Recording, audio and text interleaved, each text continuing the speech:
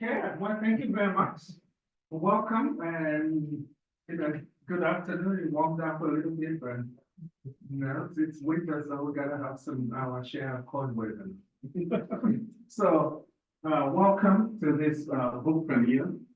And this is something that we're really happy we are able to organize for faculty because we really like to celebrate and to acknowledge the work that our faculty are doing. So we've been thinking about ways to do this, and then this looks at the book premiere is really something we are really happy about.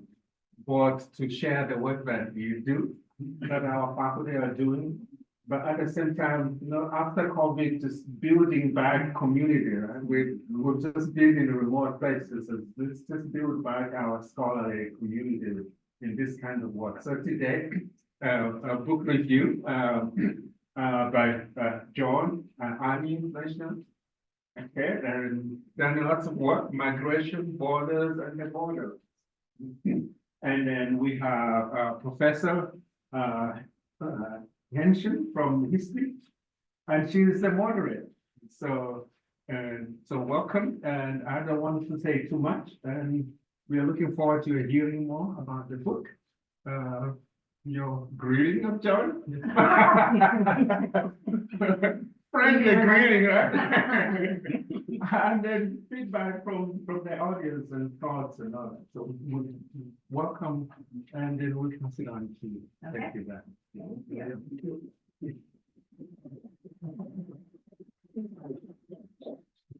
Do you want to say a few words, or do you want me to jump into the drilling? I'll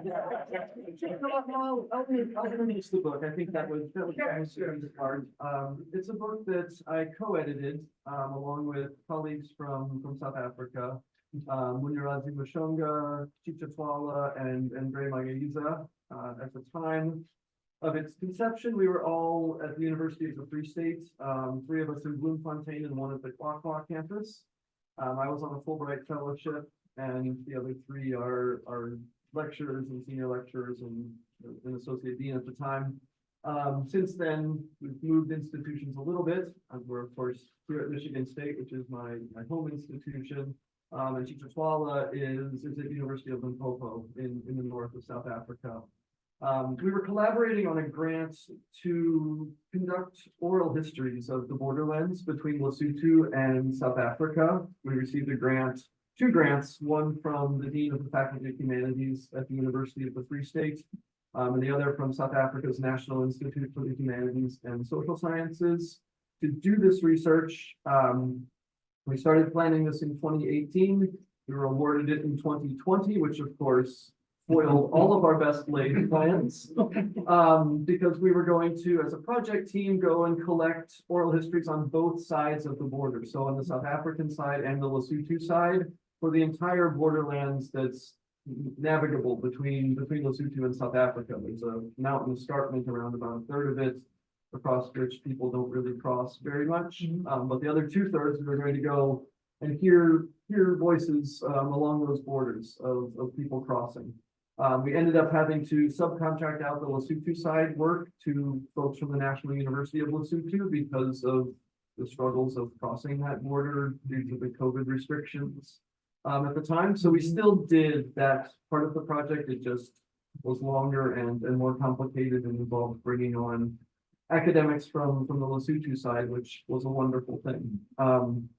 But out of that work, we also promised the granting agency that we would do an edited collection, bringing on board folks from across the Southern African region, thinking through borderlands and the meanings of borders in the SADC region, the Southern African Development Community. So this work comes out of that project, and yeah, this is what we have come up with. That's wonderful, and congratulations. You have every reason to be proud. It was a team effort, a very big team. Yeah, well, I'm glad you gave a little background about the larger project, but I was going to ask about that. So, for humanities types and for a lot of us social scientists, collaborative work is not exactly our default mode. and anyone who has edited a collected volume knows it's just a tremendous amount of work. So I wonder if you would just tell us, kind of how you four came up with the idea for this book. So I know, in the context of this larger grant, but, so I guess that prompted the initial collaboration maybe, but you had a set of questions and certainly goals, that you set for yourself. So I wondered if you would like to talk a bit about that.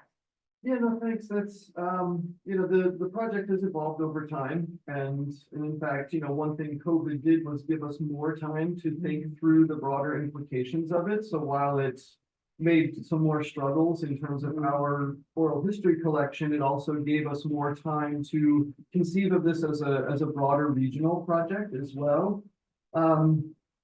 If you ever travel to the Southern African region from this country, you can't help but notice the salience of borders, whether it's through the political rhetoric around outsiders, whether it's through the absolute hassle of crossing international borders that, especially in the case of Lesotho, are for a country that's completely surrounded by South Africa. And I've queued at the border for literally hours in the blazing summer sun, waiting for South African authorities to slowly examine and stamp my passport along with everyone else.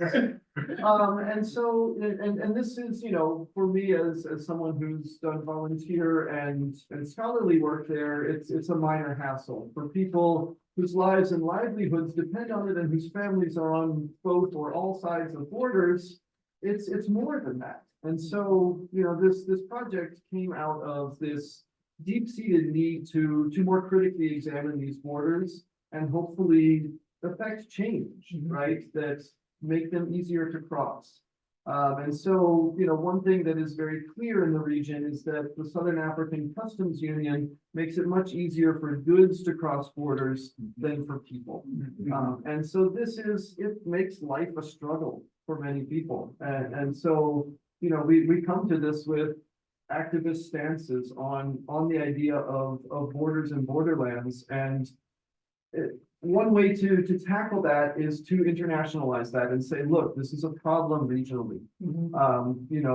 We can hear the continental wide organizations calling for open borders, but we see them privileging trade over privileging visa-free regimes, or ways for people to cross borders easier for work. And so we recruited other scholars who worked on other borders, both from a historical perspective, but also from a critical contemporary perspective, because I think it's important to hear those voices come together, right? This isn't just a Lesotho, South Africa problem. This isn't just a Zimbabwe, South Africa problem, or a, Mozambique, Malawi problem. This is a problem that encompasses the entire region, probably the entire continent, but we restrained ourselves on that point. Said the region is big enough for one book.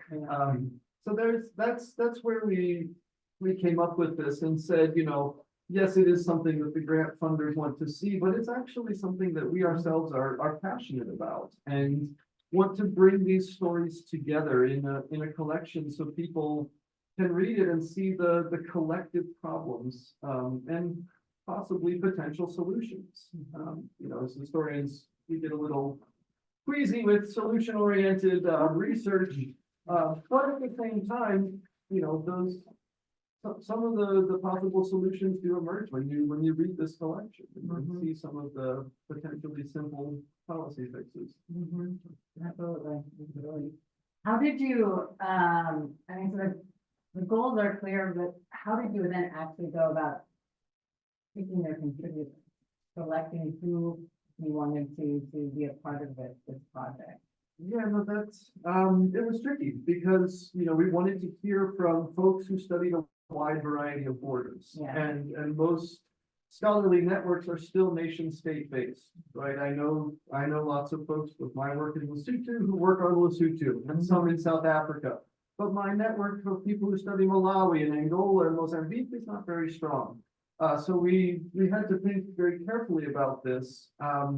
And we also wanted to make this a volume not just geographically diverse, but one where we could part of what we wrote into the grant were training components. So our oral history collection, we worked with postgraduate students, master's students, people working on their honors degrees at South African institutions. So we were training people in oral history collections and in how we sent people to their first academic conference who are, working on their master's degree. So there was a deep training component that we integrated into the collection part of the project. We wanted to extend that to the publication part of the project, and our students at that time weren't ready for publication, but we said we're going to prioritize people who are from Southern Africa and people who are working at Southern African institutions, especially outside of the sort of high-end networks in South Africa, right? The highest ranked institutions. But we could have hit up the University of Cape Town and Wits and Stellenbosch and gotten a wonderful edited collection. But we wanted to extend that network. So we called on people. We said, all of my contributors are rolling up their networks saying, hey, do you know anyone who's working on Borderlands studies? Got anyone from Malawi? Got anyone from Mozambique? Got someone from Angola? We put out calls on scholarly networks on the internet, but we relied on word of mouth and networks to say who's young, or early career, not necessarily young, but early career and working on these issues, which contributed to a very diverse, selection of folks working at institutions in Zambia, at institutions in Mozambique, working on postdoctoral or PhD projects at American or European institutions, but who came from Southern Africa. And that was a really important component of this, was helping to capacitize and give an important publication possibility to people who would not necessarily have that through their normal networks. So it took longer, in fact, to come up with a list of contributors, but it was important work, right? Work that needs to be done to transform the academy, both in Southern Africa, South Africa especially, but globally too, right? This is now an American published book that scholars from these institutions have a chapter that will be found in academic libraries by people who are coming after them. So, it worked on a lot of levels and probably prolonged the project by at least 6 months to do it. 6 months. What was already a very long project with funding agencies. So, I mean, but that's important to say, right? Like there is the pressure for speed at some point because they're demanding reports on the grants by this date, and for us to be able to say, no, we're going to take that extra time to do it right. Is a bit of a privilege, but it's also, something that we wanted to do philosophically. That's tremendous. So I mean, the volume clearly speaks to historicize migration, borders and borderlands in Southern Africa. And it approaches the subject with a keen awareness of the historically constructed and contested nature of borders. And definitely speaks to the historical literature on borderlands and understands borderlands as particularly rich spaces from which to study not merely national conflict, I think we often think of that first, but also national identity, right? And the nation building process. Does that mean that do you favor historians? I mean, methodologically, how far did your own kind of historical commitments go? Did you exclude those who are not historians from the collection? No, not at all. So of the 4 co-editors, only 2 of us are actually historians. All right. Chicha is a historian, and so am I. Muniradzi comes out of a gender studies background, and Gray is a sociologist, community development specialist. So we wanted to be interdisciplinary. Our grant was historically grounded because it came initially out of conversations that Chicha and I had actually here at MSU, and when MSU and the African Studies Center and Department of History brought him in 2014. So this project you could probably date to a good solid decade. But by enlarging the project, I think we got a more diverse view of Borderlands, right? You're right to say we historicize it. I can't help but do that. But we are concerned with the contemporary and with social science in interpretations as well, right? People working on contemporary borders and the experiences of especially folks in the informal economy crossing back and forth to take advantage of commercial relations and differences there. I think it enriches the analysis that we have to be able to historicize it and say this is where it came from, but also to say this is where it is, and that reflects the history in many different ways, right? You know, because I'm not sure the world needed another volume explaining how colonial boundaries are terrible. Because I think we are, you know, at least in this room and probably on the live stream, are all aware of that. But to talk about the post-colonial problems of borders and governance, I think, and to blend them together makes that conversation more enriching, but also more important because it's, you know, takes it out of the realm of most of the people who are doing the colonial stuff are long dead.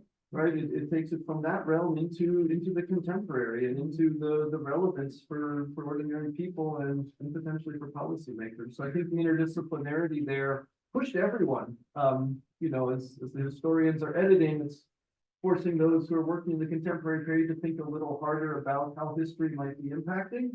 And for those of us in the historical fields to push us a bit into places, like I said, we were a little uncomfortable with contemporary relevance. So I think that level of uncomfort was healthy for everyone. Yeah, that's admirable. I mean, you're actually, it's a demonstration that interdisciplinary is not just a nice concept, but that it either flows to admin, but actually. Starting from center. Yeah, but, you know, can actually bear fruit, you know, it's intellectually rewarding. That's tremendous. So my admittedly non-expert understanding of the literature on borders is that borders are commonly approached as constraints, right?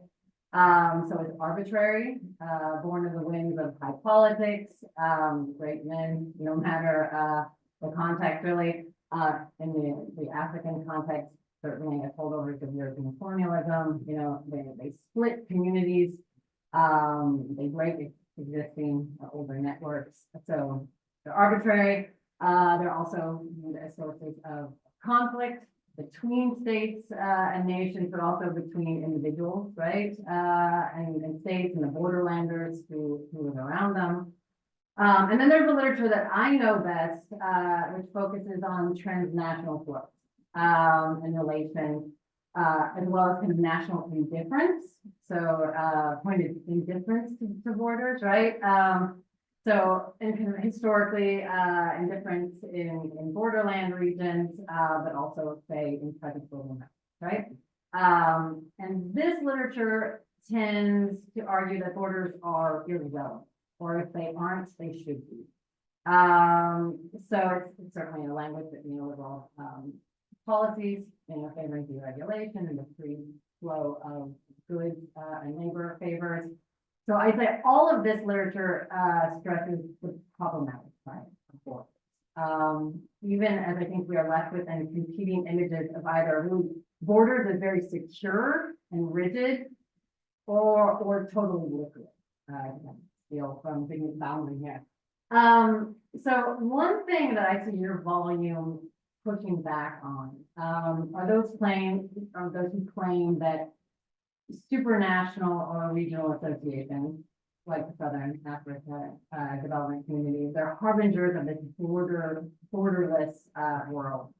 And you do so largely by bringing the discussion kind of down from the treetops to the ground, with the help of numerous case studies that show borders as they have been experienced by those who live near them, those who cross them, right? And by viewing borders in, I am a historian, historical perspective. Many of these essays also demonstrate how borders have, if anything, become more, not less relevant with increased security regulations, tightening checkpoints, right?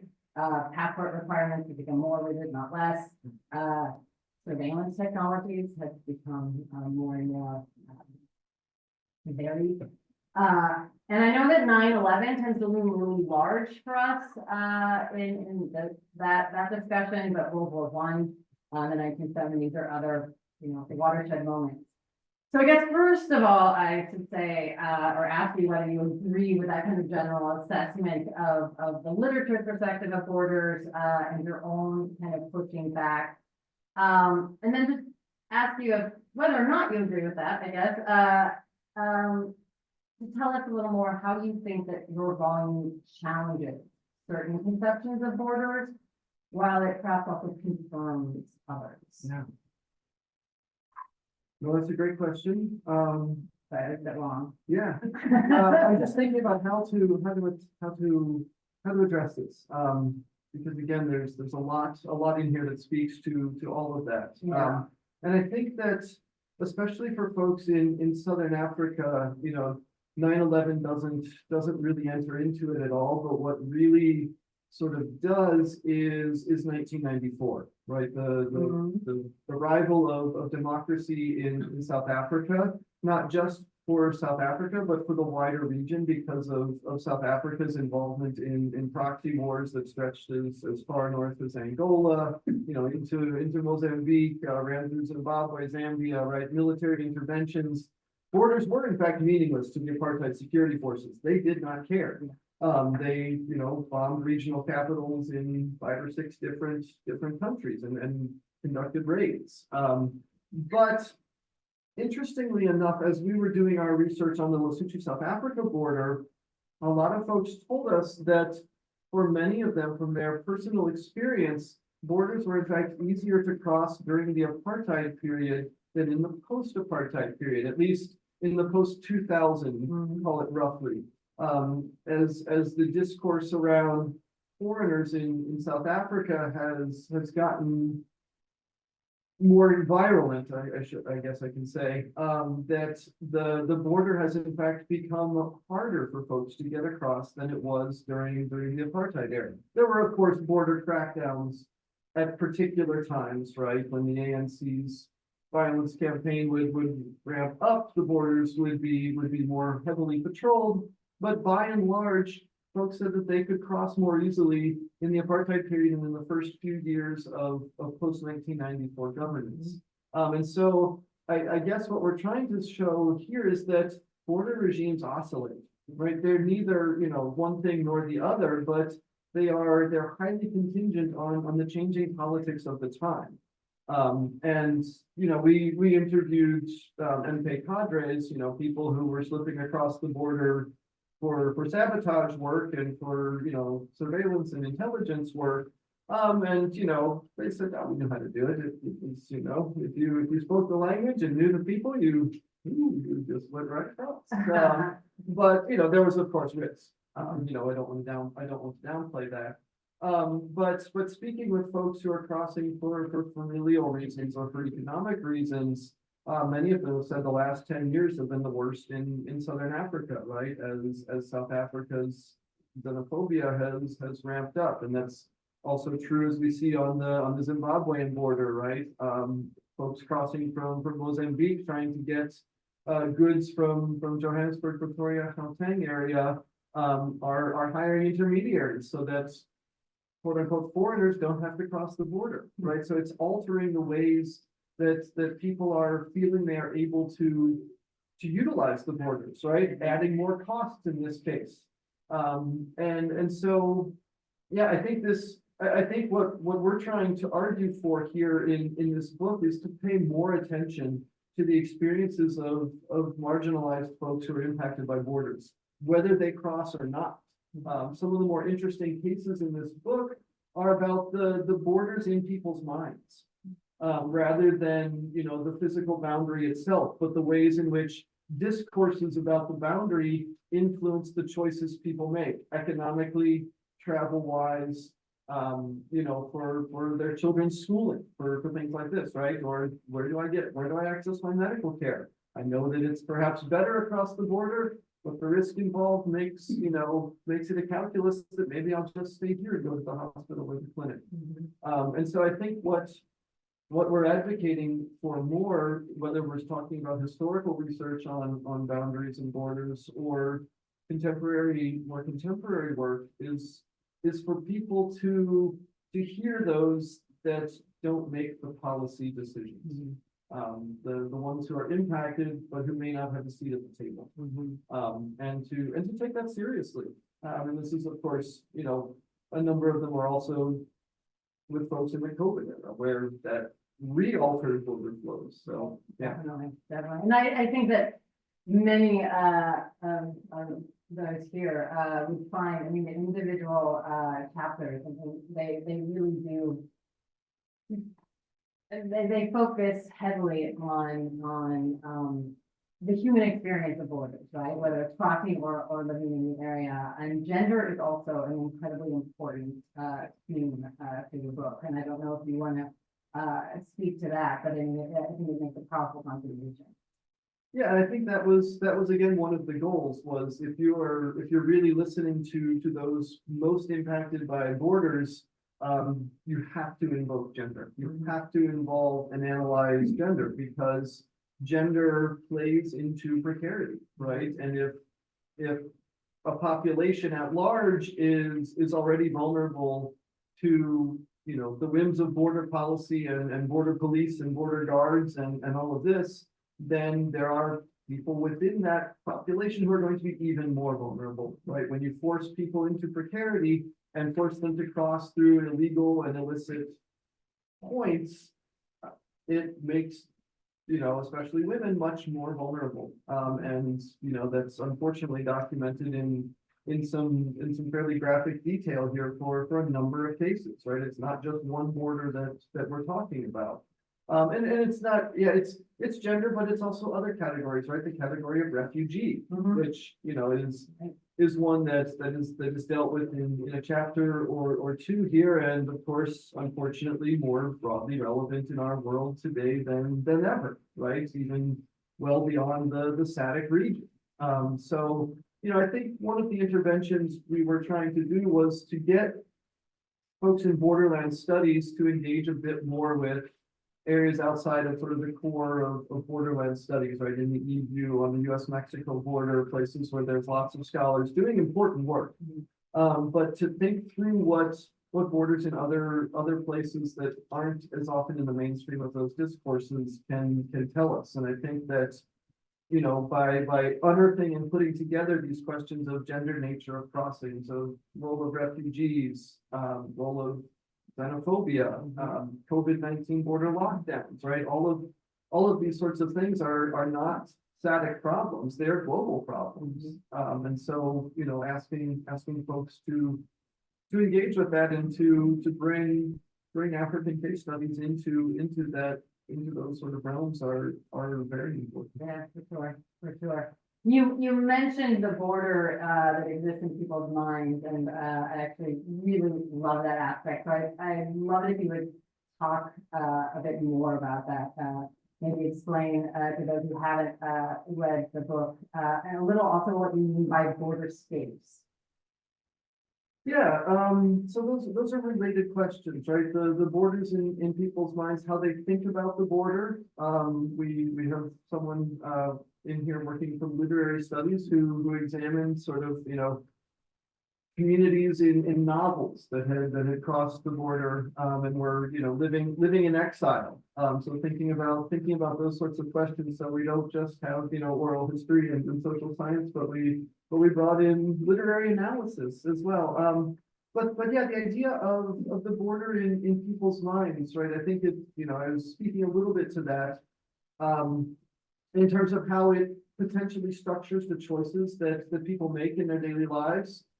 On the sort of day-to-day quotidian, do I go see my relatives for a public holiday?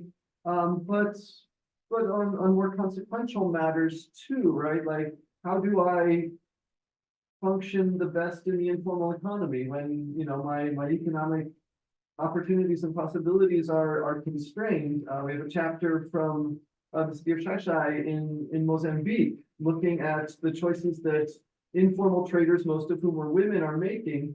And many of them who used to go across the border to markets just over in South Africa to buy shop supplies, whether it's, meat for sale or, goods, durable goods, to sell, are now sending intermediaries because of the South African border crackdown. These are people who, aren't willing to take that risk anymore after, hearing about xenophobic violence in Johannesburg in 2009. Right, so the border is looming large in their lives, even if they never leave Xai-Xai, Mozambique, right? It is still impacting their decisions and the potential choices that they can make. And so this idea of a borderscape is the idea that the border isn't just the physical line and the checkpoints and the crossings and the book of regulations that you have to pass, but it's in fact the center of national policy and also of the lives of folks who may live hundreds of kilometers from a border and aren't considering crossing it themselves. And so when you start thinking about it's sort of thinking about policy inside out or outside in, however you want to conceive of that, right? The borderlands as being absolutely central to state policy and to the lives of folks even who live nowhere near. So if you were lucky enough to bend a policy once here, what would be your recommendation? Now I'm really sure. But I think the most obvious one is to figure out ways to allow people to cross without as much hassle, right? Eliminate the possibilities for corruption and for just bureaucratic and administrative hassle, right? Allow folks to cross with identity documents, allow folks to cross visa free, without having to stamp, to stand in a queue for hours. If someone is crossing for medical needs, they don't need a couple hours on queue.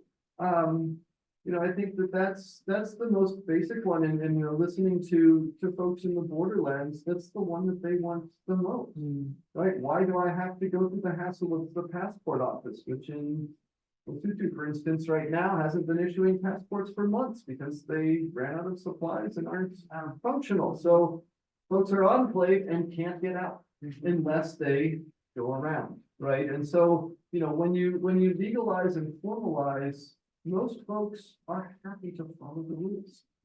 It's better for them in the short term and in the long term. It eliminates some of their vulnerabilities.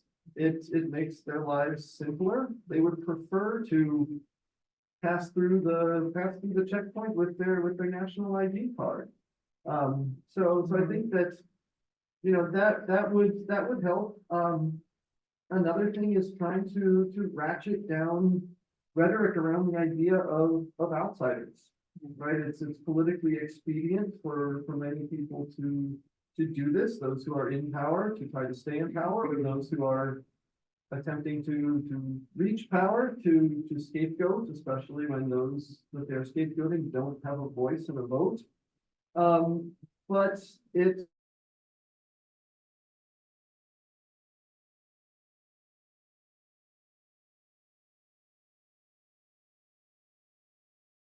how you do that in the world that we live in, I'm not entirely sure, but that's my recommendation. To be nicer. There we go.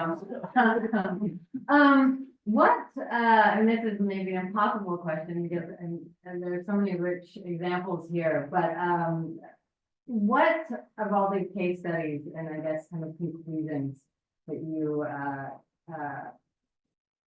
kind of circle around here, you have, what surprised you most, I guess, in the conclusions of this investigation?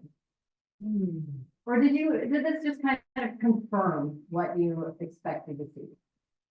I don't know if I had a lot of expectations for the book, so I'll deal with this on two levels. One, I think the thing that surprised us most when we were doing our oral histories was this idea that the border had become worse since the end of apartheid. I think that really surprised all of us. It perhaps shouldn't have, given, what we've seen out of the political rhetoric in South Africa, but I think that surprised all of us a little bit. In terms of the book itself, I think what surprised me the most was how well it fit together. After we had solicited contributors from all these, different places and different borders and different time periods, I kind of had this nagging fear in the back of my head that we were going to have this, unwieldy beast of trying to find common themes between, folks studying 1960s Malawi and contemporary Mozambique and then, Zimbabwe over time. Yeah. But I think that it is far more coherent than I had expected or even hoped. So I think the coherence of it and the fact that the contributors, while not attempting to, end up speaking in similar voices about the problems of borders and borderlanders. I think that was a really pleasant surprise, the unintentional coherence of it. And it, I think, speaks to the fact that when you're thinking of Southern Africa, you need to think of it as an integrated economic area, right? That it has long been an integrated economic area, both through the efforts and despite the efforts of the powers that be. And I think that if you don't conceive of it regionally with the flows that have long been present, even prior to the arrival of colonialists, right? It's long been an integrated economic region, and we lay that out in the very early pages of the introduction, but it bears repeating that the flows of goods and people were existent long before the arrival of Europeans. You find Indian Ocean trade goods at Great Zimbabwe.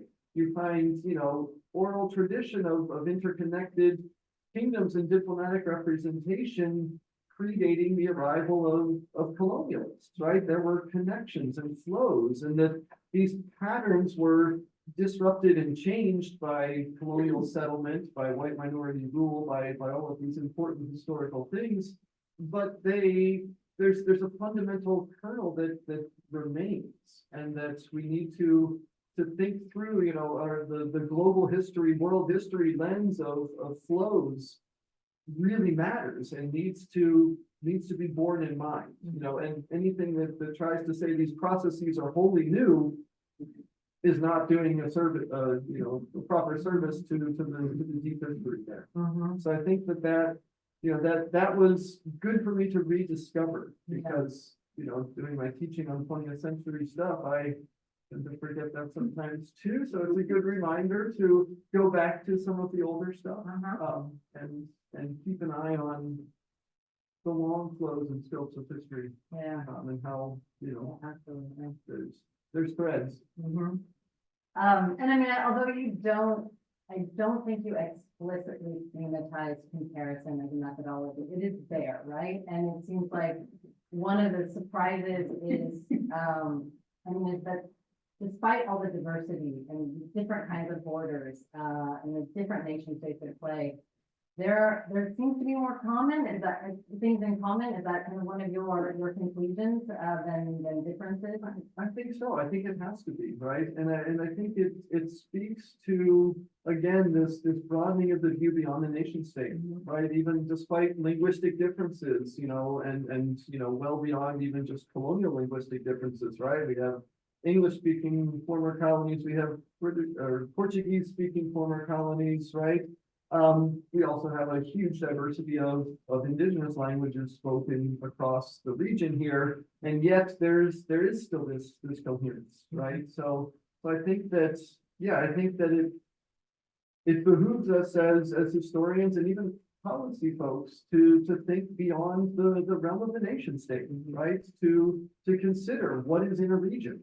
And while SADC can only dates to 1979 as a coherent political entity, the idea of a Southern Africa is much deeper, and I think it has resonance for a lot of people who do see themselves as proud citizens of a nation state or disgruntled citizens of a nation state in many cases, But they also see themselves as broadly African, but also broadly Southern African. I think that, there's a lot of this, and we see it through sort of, facile, easy things like, since Peter Legge's sitting here, right, folks in Lesotho are a little bit proud when Botswana wins an Olympic medal, because they say, hey, we might be able to do that someday too. But there's more to it than that, right? There's a pride that someone from the region is doing it. So, I think that, and that goes well beyond sport, of course, to the economy and to academic achievement and all sorts of things. But I think it speaks to the trans-regionalism that I think we need to keep an eye on. Yeah, absolutely, absolutely. Not that I think SADC is going to become a one mega nation state anytime soon. No, But it is pushing for some of these policies too, right? SADC has passed in 2005 and said we need visa-free travel between countries, and it's pushing that way. And there have been some examples right now between Namibia and Botswana. There's some, visa-free and even passport-free travel, which is an important step, right? To see it happening, might push others to do it. And I think that by putting forward a book like this that says this region is coherent and, it's not going to come crumbling down if all of a sudden people can cross with a national ID for 3 weeks or whatever the policy is, it might push more to do that and better the lives of folks who live on the islands. yeah, that's great. Maybe one more question from me, and then I'll open it up to the room. Who do you hope reads this book? Everyone, no. Well, yeah, and obviously, and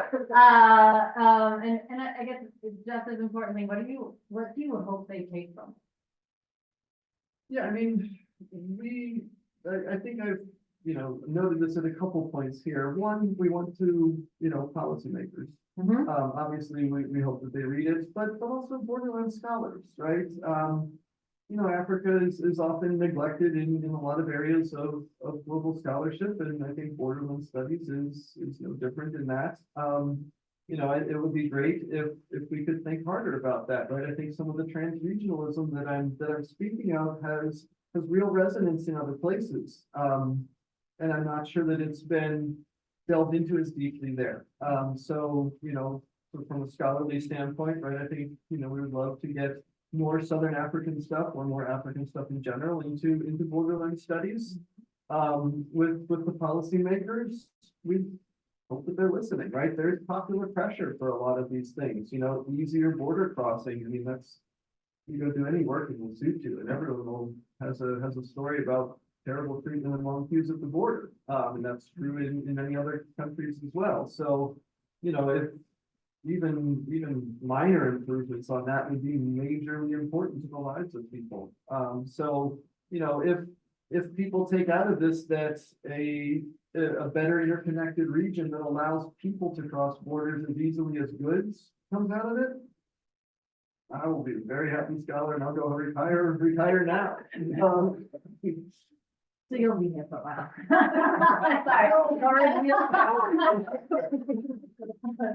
Yeah.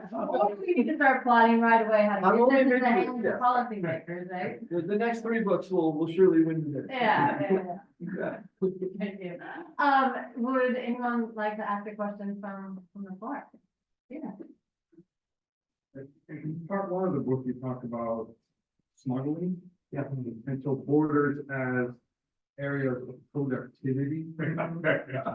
Well, and that raises a whole host of interesting questions that I think are interesting, because a lot of what you said, and rightly so, talking about local communities, kind of having to deal with these barriers of various kinds to their movement, But a lot of local communities, probably not by choice, are now invested in these illicit networks. Whether you're smuggling guns or you're smuggling drugs or you're smuggling fake IDs or you're smuggling cigarettes or whatever there's a lot of business to be made. And so if you can speak a little bit to that first part of the book where you're putting the spotlight on some of these activities and how that also changes the way we might see, say, state reactions, responses to these borders, that not all of the border making and border enforcement is necessarily about othering or about militarizing and, you know, all that kind of stuff. It's also about these flows are happening.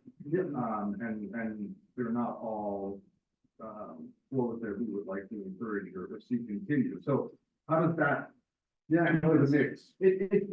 As you noted, thanks, Peter, it quickly gets complicated, right? Because a lot of these border communities have in fact built up their economic livelihood on the border itself. And so if you know, it just reiterates the sort of truism, right? That there's always going to be winners and losers when policy change. And if you do make those borders easier to cross, then some people are going to be losing their livelihood. We talked to a taxi driver on the Lesotho side of the border with South Africa at one of the illegal crossing points, who said COVID has been the best thing that has ever happened to me because the formal borders were closed or had extremely limited hours and required a PCR test that was beyond the reach of just about everyone in terms of transport, in terms of cost, in terms of everything. And so everyone was using the illicit crossing point, even researchers. And, you know, he said, look, our prices have gone up. I make 3 times the number of trips that I was making pre-COVID. So when they reopen these borders full time, my income's going to take a hit. Right. And he's not saying COVID is great, but he's saying like this has been, you know, I've profited handsomely from this. But I think it does speak to the fact that people will find opportunities. So, you know, this isn't me arguing we need to keep the borders so that the smugglers will profit, because we also lay out a lot of the drawbacks and the vulnerabilities of that.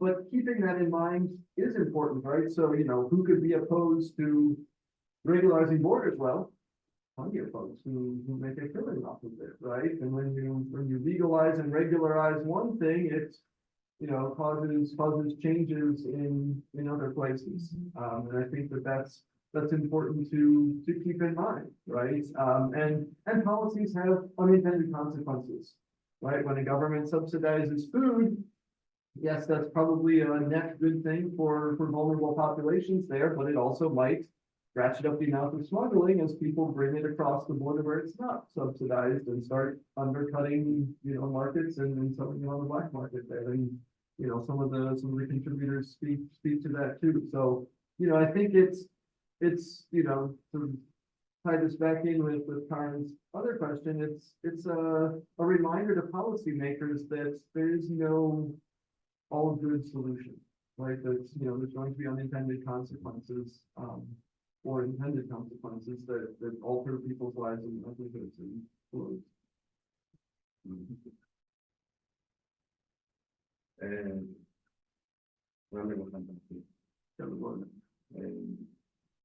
thank you for the moderation. Very, very interesting. So I'm South African, so I'm going to try and defend the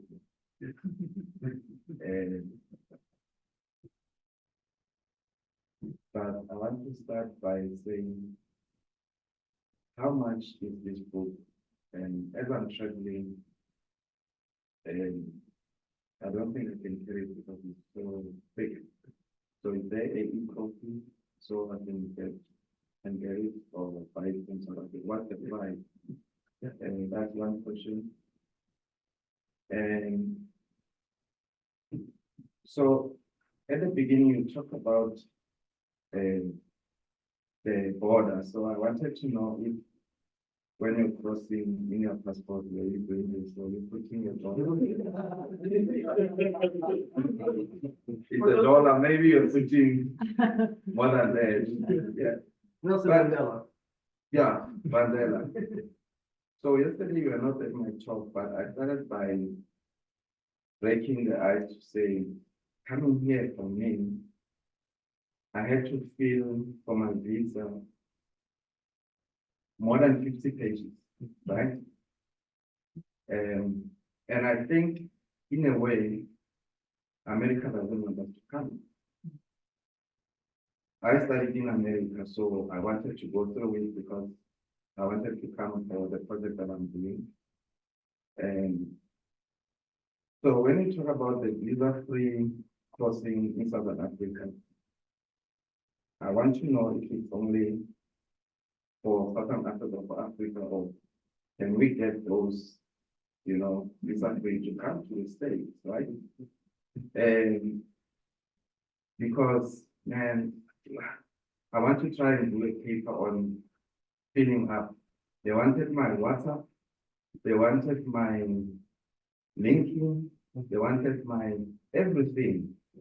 Maybe I was afraid they were going to ask me what underpins do I wear. It was getting there, right? What color on Tuesday? So the other thing we talk about the border, they are saying that the border are wet since end of apartheid. And I'm gonna do my own research on this because I'm teaching different things. And I was saying, I think at dinner yesterday that, or maybe in that train, that in the complex that I'm staying in Richmond, it's a young generation staying in the middle class. I'll say my boys, can we walk around on Saturday and just find out the people who are working there? I'm telling you, 9 out of 10, other than doing gardening, washing, they're not South African, right? They're from Zimbabwe, Malawi, and those are adults I know, right? And when I was 10 years, this is during apartheid, the country that I come from, around here, this is my defense of xenophobia. There was a hostel, right? That Paranku was under the plan, we spoke only Tswana. So when I went to study there and I battled to speak, this is really important. I played soccer, so it helped me to integrate. And the hostel there, you had Mozambican, you had Malawians, and I can't talk about Zimbabwe, but I'm not sure. But we used to, so my home was on the main road, and there was a main road here, and our house was here, and this side was the hostel. We used to go there and cut our hair from the people that now they are saying we are xenophobic. It was a community, they learned the language. Okay, this is junior apartheid, right? We'll go there and they'll cut our hair, we'll give them 2 rand. Xenophobia is such a big weight in that context, right? And it's before the post-94. So the other xenophobia that happened was 2017. I was doing my postdoc in Ghana when it happened. And in my presentation, they just asked me about it. It's difficult to talk about it, but I think, and this is one to be my last point, I think the ANC, when they came to power, they failed to teach those who didn't get the opportunity to go to university about the liberation struggle in Southern Africa. Thabo Mbeki went everywhere. My brother was educating here. He was everywhere, but they did not say, this is what Mozambique did for us. They didn't do it. And a footnote on that, the government of Nelson Mandela, government of Thabo Mbeki, West Thabo Mbeki, government of Jacob Zuma, they have Africa in that government. So xenophobia is happening from the ordinary people who didn't go to school. The government of South Africa, I don't think we can say the same thing about the government of Mozambique or Zimbabwe, but in South Africa, the ANC is not a South African government, it's a Southern African government, right?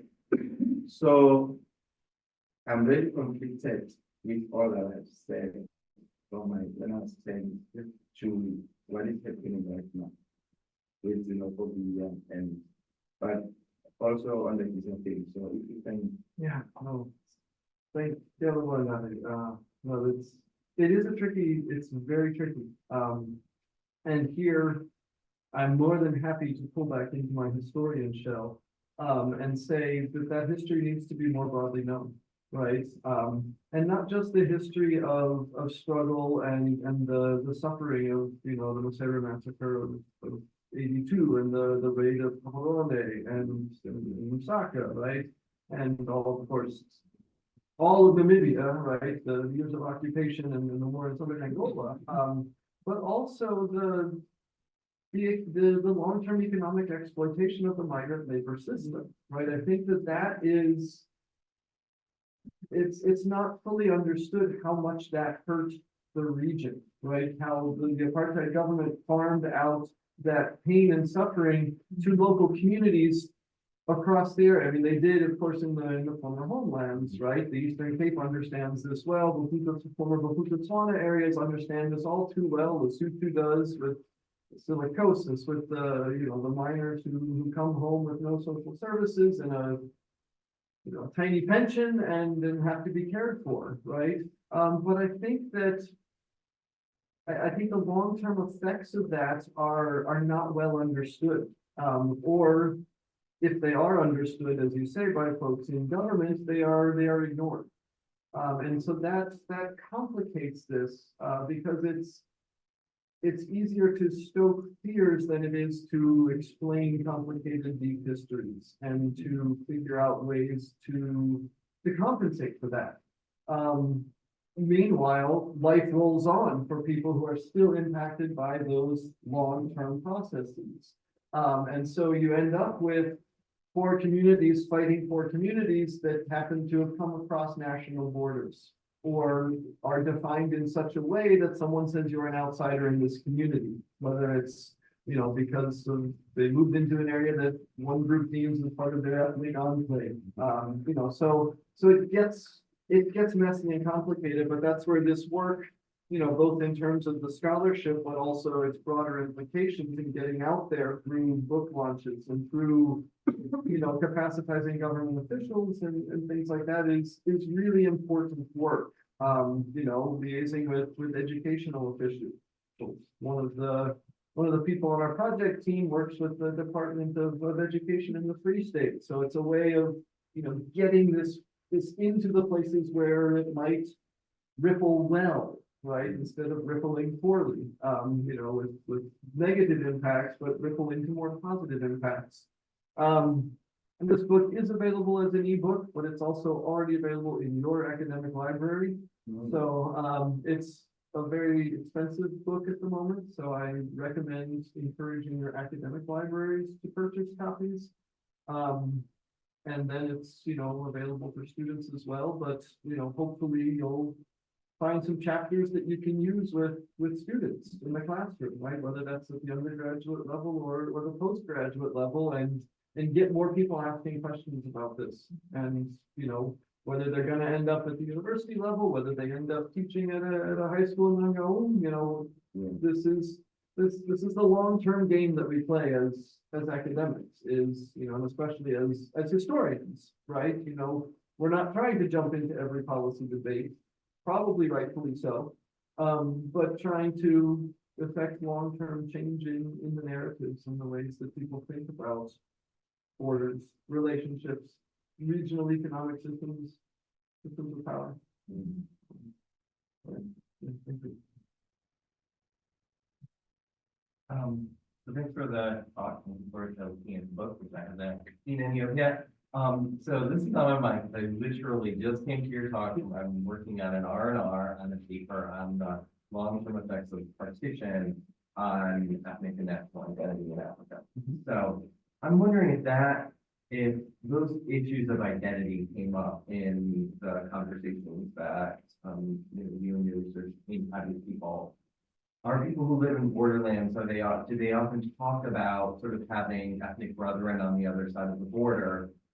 How do they feel about that? Did it delegitimize the state somehow in their eyes? Was there any kind of irredentist, conversations that people are still having around those kinds of issues? I know like the Lesotho, South Africa sort of division is very different from the divisions that might see like between like Malawi and Zambia, right? But do people talk about those still, those issues very much still, or is that like a relative to the past? Is definitely not a relative of the past. And I'm actually gonna push back on Lesotho, South Africa being different. It's one and the same, right? It's the Lesotho ethnic community is on both sides of the border, and it does get complicated. Just about everyone we talked to said, I have family over there, whether there was Lesotho or South Africa, right? I've read all of the 120 interviews that we did, and just about everyone comments on having family over there, no matter where they were residing or how long it has been, because some of these Lesotho communities in South Africa have been technically outside of Lesotho for, since the 19th century, because of the construction of the colonial boundaries, right? But that doesn't stop them from having connections. And so I think it speaks to one of the original questions here about, borders being liquid or meaningless. They're both liquid and meaningful, right? People said I would cross back and forth. My brothers are, there were folks in the north of Lesotho whose family was over in the former Bantu state of Kwakwa. And I said, no, I cross all the time. And if, the border is closed, the river here, I go over the mountains there, right? I don't care. Like, I could go visit my brother. The border be damned. But that said, most of these folks are also, very proud to be from Lesotho. They weren't angling to give up their Lesotho citizenship or to drop the border and become the 410th province. It's a complicated dynamic, right?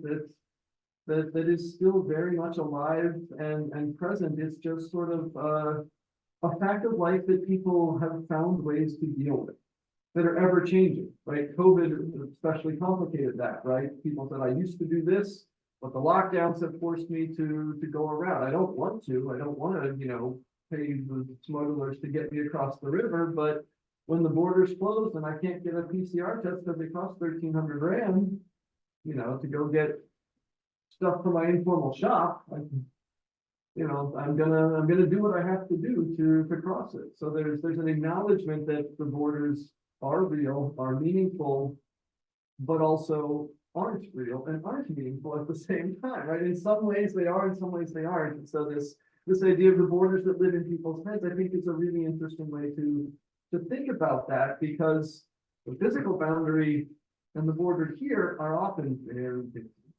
And differently constructed. So, yeah, happy to talk with you more about that. And thanks for coming. I don't have a question, but I want to congratulate you for good work. And I wish you could have another study on when you go to Big Falls, yes, there are 4 countries there. Yeah. Victoria Falls and another place. So the Tswana there, the Little Stone there, and there's Namibia there. During Kingdom era, that was Barotale. And now you're saying this border, you can't put it there because with this, you can't do this. If you go to Namibia and Angola, the Ndonga people, the part of this Ndonga kingdom, the other people in Jinga, they're now Ndonga in Namibia. Then the government says, don't cross, but their chief is on the other side. You find the same thing in those areas, so borders lose meaning. Yeah. When you go to base bridge where you were doing your research, all those people that vendor in one, they come from the poor region. And you to read about migration, Shaka, Zulu, and part of the Black. So why should we in the village go to South Africa or one day, the moment I came to MSU and I had my brother Leo Zoom. Well, I just thought it was double Zoom. When the other people see the Zoom is not going to come. So why should you not claim South African identity? I too.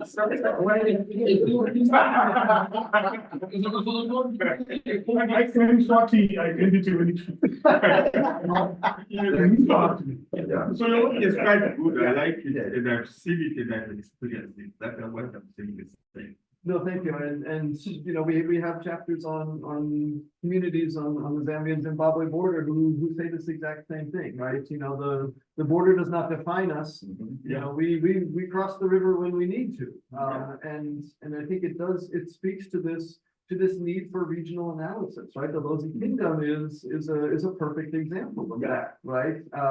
And that's, you know, Lozi is legible to speakers of Sepidi and Sesotho because they come from the same language family, right? So we're talking about these deep flows of communities that originated from the same place. Yeah.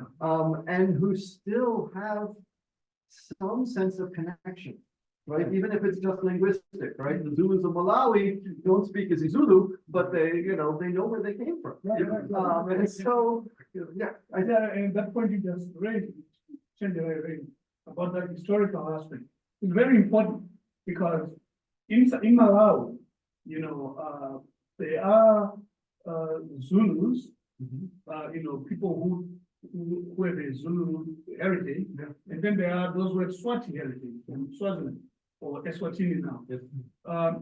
When you go to those communities, they have very strong relationships, not only in terms of physical and, you know, contact relationships today, but cultural, you know, the way they construct their houses, the way their music, for example.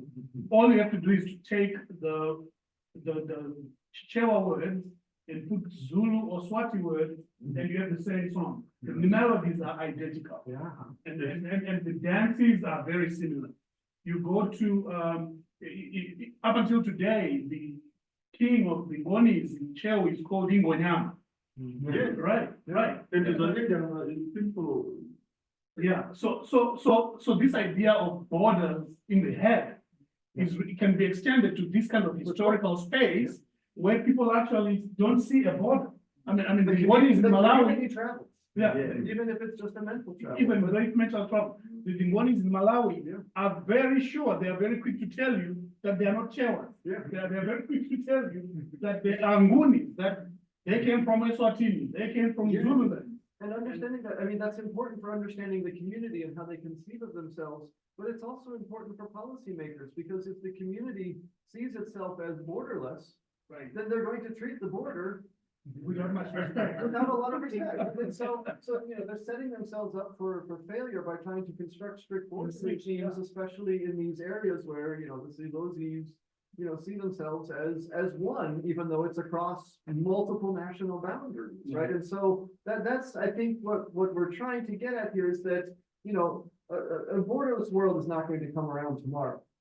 But at the same time, you can construct border policies in a way that take cognizance of the conditions on the ground and help people understand and grapple with them, right? You know, and other countries have successfully done this, right? The American-Canadian border is not a paragon of virtue, but at least, you know, there's forms of ID you can use to get across that are easier, that are below a passport, right? And so, you know, what we're saying is not to drop all borders and pretend that, you know, everything would be fine and dandy if, you know, we just had free movement in SADC, but to say, when you look at the ways that people construct and use these borders, there's better ways to do things that would help people instead of hinder them. And of course, you know, with the caveat that there are always some who are benefiting from the current system. Yeah, and one of the maybe recommendations you guys can make also, I saw it at practical level, 1995. In the town called Kariba, it's another border town in Zimbabwe and in Zambia. Those people don't need passport, they pass because their shops are they shop in Kariba. There are no shops the other side, so they don't need a passport, just a day passport. Then there are other people now in Mutari. Their shops that it's in Mozambique. So they must just supposed to go and buy bread or whatever. Why should they need a passport? For those people. Well, and recently the Lesotho and South Africa governments announced that there's going to be a 90-day, you know, visa-free entry, which, you know, would help solve some of these problems. The irony, of course, is that as an American, I can get on a plane tonight, fly to South Africa and get a 90-day visa-free entry as soon as I arrive at OR Tambo, right? And yet the 2.2 million people in Lesotho enclave within have to get the stamp every time, and a passport that's supposed to last 10 years is full by the end of September. Yes, but you know, this concept, although not one, sometimes they say, I know a white man is a tourist. He brings money, but a black man, is a criminal. So. It's like you've read my book. This is our daily lives. Yes. And I have experienced it. Was it 99 we went to Namibia? The moment the a van carrying white people came, they overtook us. They said, no, let this one come. Yeah. Then us, because we're in a bus, a cheap bus, so we had to wait. Process the tourist first. So there's also that conception on those intricacies.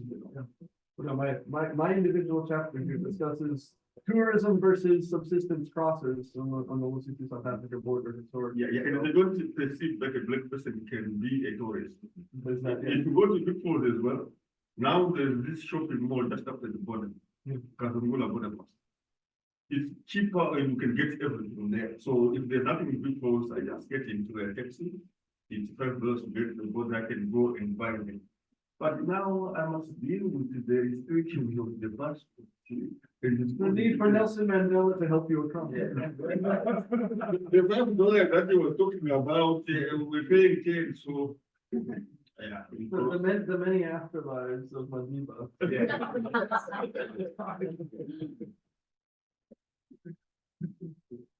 No, thank you very much, John, for, it's a really important book, understanding these dynamics and borders and crossings and coming to Peter, as soon as you're talking about this, the smuggling was the first thing that came, because I also in a border town where I come from between Zambia and Malawi, and Chipata is like our neighbor, Chipata and Chinchia, and of course in towns on both sides of the border.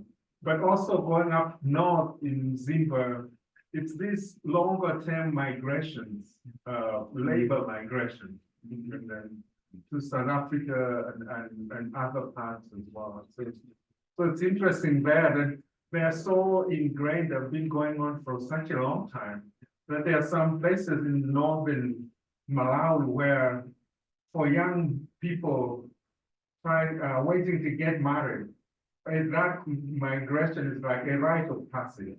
You can't, if you want to get married, you go work in the mines for a little bit, and once you come back there in South Africa, and you come back, you have enough resources to get married. And that's where borders have traditionally been studied in Southern Africa. Yeah. It's in the frame of migrant labor. Yeah. But, So I was wondering how much of in terms of the dynamics of costing, the different dynamics of capture, how dominant the migrant labor might be.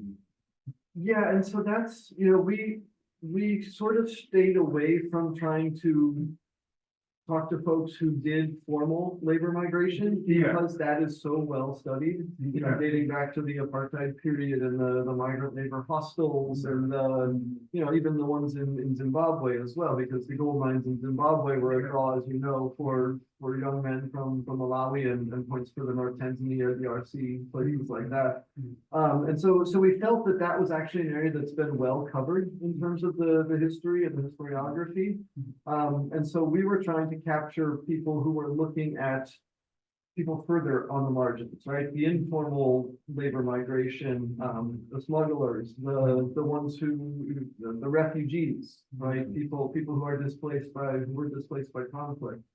And so that's one way we were trying to expand the conversation, because, when folks bring Southern Africa into this question of borders, it's often in the frame of migrant labor, and especially the, quota systems, and when Malawians were kicked out of South Africa and when they weren't, and that sort of thing, right? The mine labor recruitment arms, Yeah. there's a lot of literature on that. And so we, nod to that and say that that's important, especially in understanding the foundations for this, or, the colonial foundations. But we wanted to sort of move beyond that frame of formal labor migration. I was wondering to what extent you came upon religious, identities as transnational and transboundary. That leaded, as I was remembering it in Zambia, it was very clear that the Jehovah's Witnesses and the Quechua were very, very clear who were the sheep and who were the goats. They didn't have much to do with language or ethnicity or spiritual life. And that Jehovah will come and say the sheep themselves, the sheep and all those in Malawi and in Botswana and in South Africa who were following in, as well as our community in Coquinga and Maricopa and Baker in Zambia, where we have a mixture of Zambians and Zimbabweans living together, but following the leadership of a faith healer in Congo. Yeah. And, or they would say still Zaire. But, anyway, I to what extent those lead to either an acceptance by the border, guards to letting people through on the basis of those kinds of identities other than in Zimbabwe. No, it's a great question. It's not one we tackled, but it's certainly, would be fruitful for other studies, especially with the rise of these sort of regional megachurches, right? Like Shandaism or does that say that the Zionist Christian Church, that CC? Folks move, then they come and they travel, the Easter that CC is the biggest migration in Southern Africa by far. The number of folks who go to the compound there up in Limpopo, it's hundreds of thousands would be my guess, if not more. And they come, there's plenty of adherents in Zimbabwe and Botswana and in all sorts of places. You see them in Lesotho, with their distinctive emblems and their dress.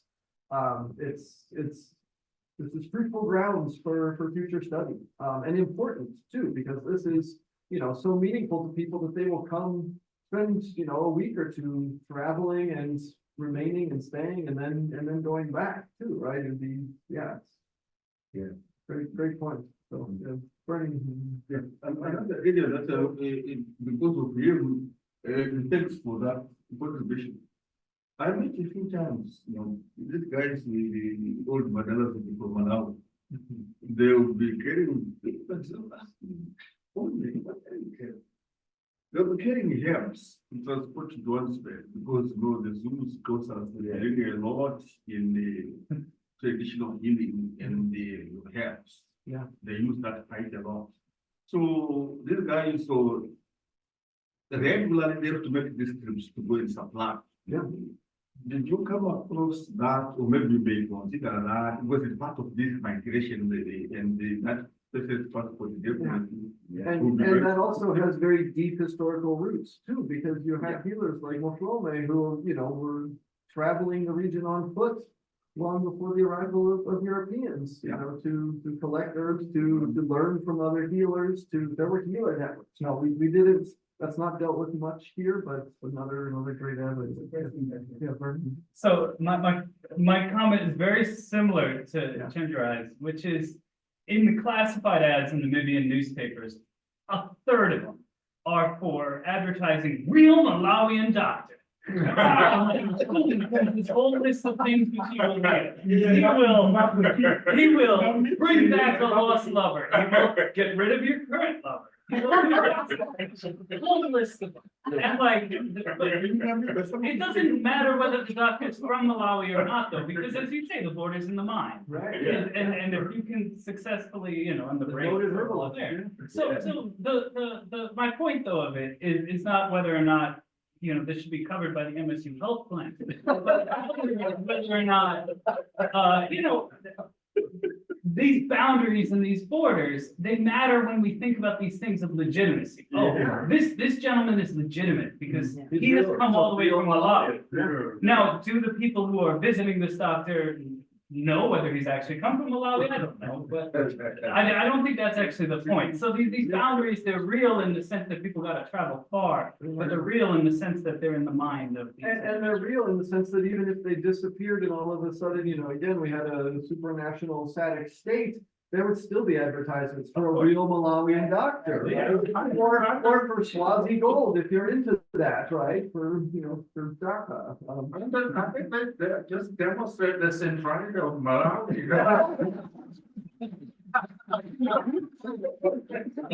The beating heart, the friendly heart of Africa, yes. Warm heart. Yes. But it's not only that. Yeah. You see, we've always believed, you see, Malawians are the best in terms of development services.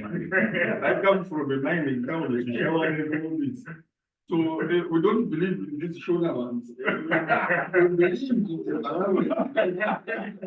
So I know this one will work because it's from Malawi. Yes. Well, in Harare now, it used not to be the case, but in Harare now, you find it says Malawian doctor. And there is some things that they can do for you. And by the way, it's not just Swati gold, there's also Malawi gold. Yes. That's another big concept. Lots here. Excellent. Well, maybe we'll leave it at that high.